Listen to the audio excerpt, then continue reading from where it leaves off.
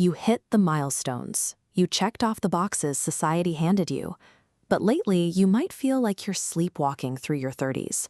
You did everything right, yet the days are now starting to blur together into one flat, repetitive loop. In our previous videos, we worked on escaping that prolonged slump, rejecting the invisible timelines other people set for us, and refusing to live life on autopilot. Now, we need to replace that void with a specific structure. It is incredibly easy to put your happiness on hold. We tell ourselves we'll finally feel fulfilled when we get the promotion, when we buy the house, or when the ideal career materializes. That waiting game quietly steals your most valuable years. So today, we'll build something concrete.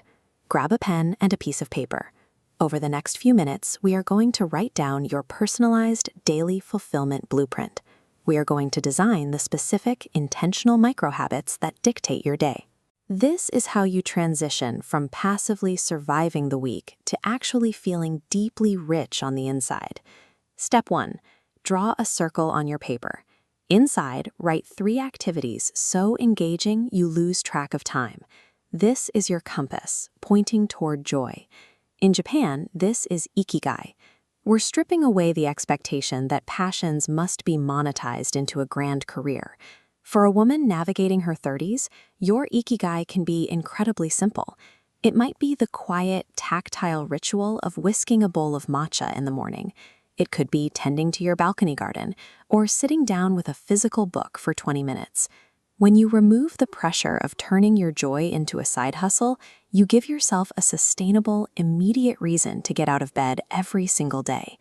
Step 2 is building a 10-minute morning sequence that grounds you. Write down Action 1, making your bed. It requires almost zero mental effort, but it secures a foundational daily victory before you even leave the bedroom. Action 2 introduces the Japanese practice of shun. This is the philosophy of living in rhythm with the current season, rather than fighting it or ignoring it in our climate-controlled homes. You apply shun by taking 1 minute to acknowledge the environment outside. Open a window and actually feel the cold autumn breeze, or brew a tea that matches the temperature of the morning. It anchors you physically to the exact day you are in. Action 3 is writing down 3 highly specific things you are grateful for right now. Not grand, sweeping concepts, but immediate details, like the taste of your coffee or a text from a friend. If you execute this exact 3-step sequence, make the bed, observe the season, note your gratitude, you successfully block your brain from entering toxic performance mode. You start your day rooted in present reality instead of a stressful to-do list. Step 3.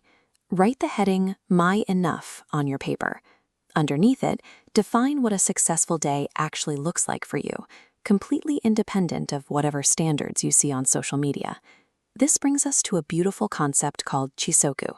It translates to knowing sufficiency. It is the learned ability to understand the exact moment you have enough.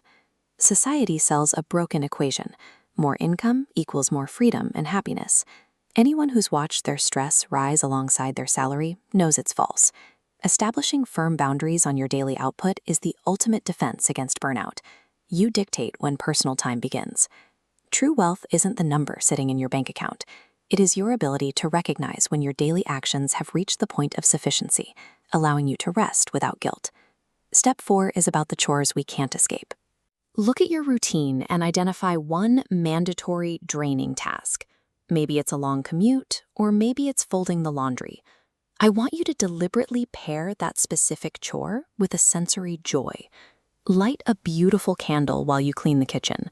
Put on your best loungewear to do the vacuuming, or save your favorite podcast exclusively for that miserable commute. This creates a clear psychological override. By assigning a physical pleasure to a chore, you actively dismantle your brain's natural resentment of the task. You look forward to the experience instead of dreading the obligation. The perfect stress-free life is a myth, but by curating these mundane moments, you build a beautiful, romanticized reality right inside the life you already have. Look at your paper. You now have a daily fulfillment blueprint.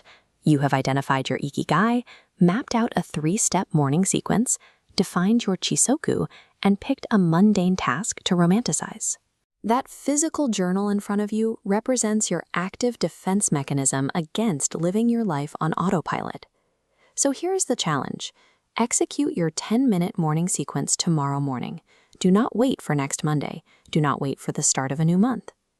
To lock in that commitment, scroll down and leave a comment below telling me exactly what your Ikigai is. Claim it publicly.